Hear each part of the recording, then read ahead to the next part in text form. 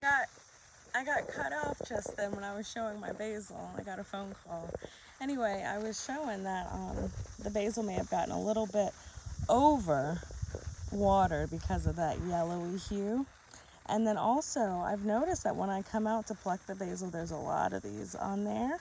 So I've been saving the flowers when they come through and just pluck them off like that. Usually I'll do it with a knife, but this basil's pretty hardy. I'm not too particular about how it gets treated. But it tastes delicious still.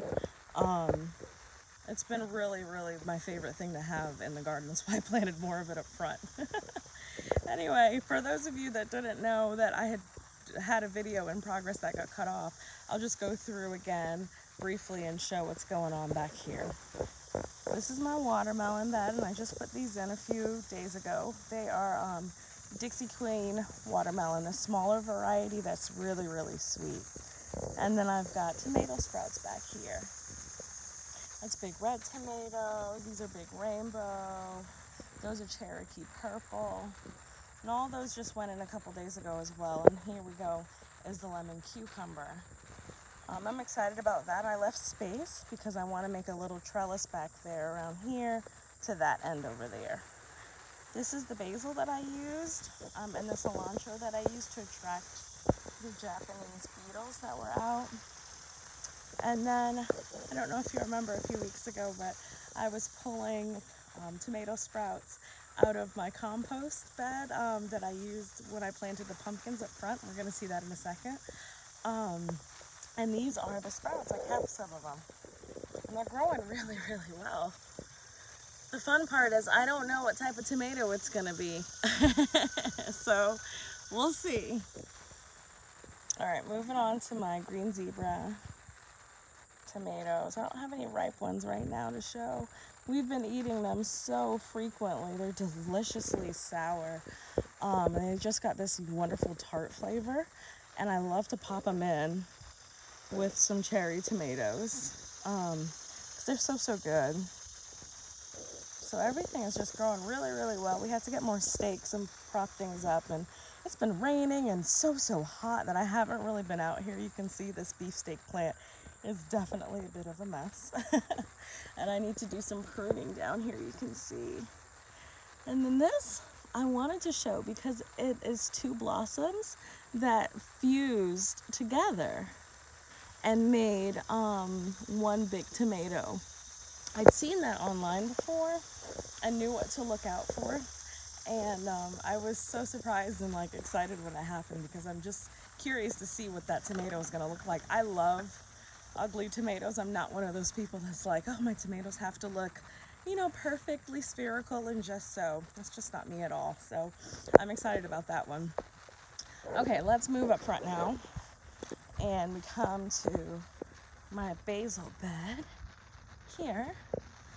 That's the Thai purple basil that I put down. And then this is Genovese basil. I'm just kind of letting this do its thing.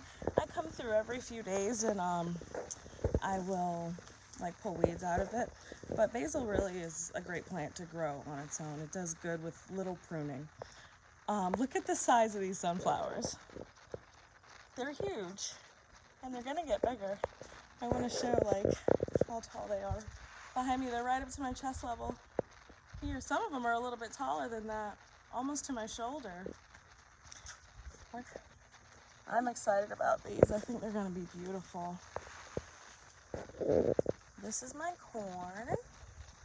I just put this in at the beginning of July, and I thought I was behind, but it seems to be growing really, really well. You know, fun fact is this corn and those sunflowers are gonna get really tall.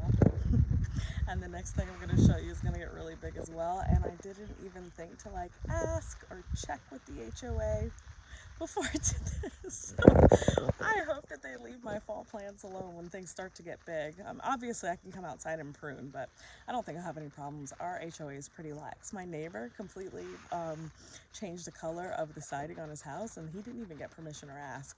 And they didn't say anything to him. So hopefully no one notices.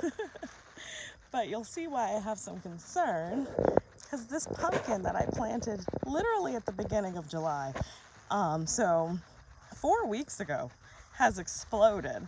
And about a week ago, I noticed that the male flowers were blooming. I know these are male flowers because they don't have any pumpkins. There's no ovary behind these. Oops, that one just fell off.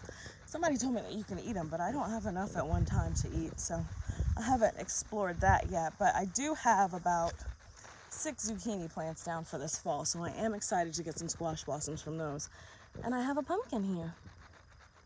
See that? If that gets fertilized, I think that's what happens. It'll grow into a pumpkin. Let me see. Let's see if I have any more. I thought I did. Oh, yep, here we go. Right here. I'm really excited about these. I think it'll be such a fun treat to have this fall. The last things are my hay bales, my straw bales up front. And these are zucchini plants. I gotta go over these with some neem oil. I'm starting to get some of that powdery mildew that likes to spread. I'm really not sure how it works because it's been dry around here, so I'm not sure. The leaves haven't gotten wet. But this is okra, and so is all that down there. This okra really enjoys the heat. It's just sprouted and grown so much faster since I've moved it into these beds.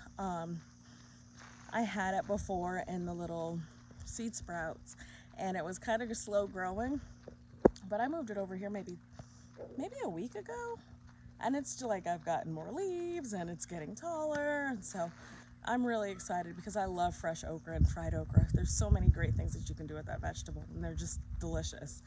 I have some zucchini as well over right out in the front where those gladioli are. Those are finished blooming, so I need to trim those down. But just to show here, there's another little zucchini bed, and I will be getting some mulch to cover this area up to help with you know, the water retention. When I water stuff, the water doesn't just drip down into the sidewall. The mulch catches it and helps insulate and keep things cool and moist. So anyway, that's my quick garden update video. Today is August 1st, and I'm so excited to see what happens in the next couple of weeks.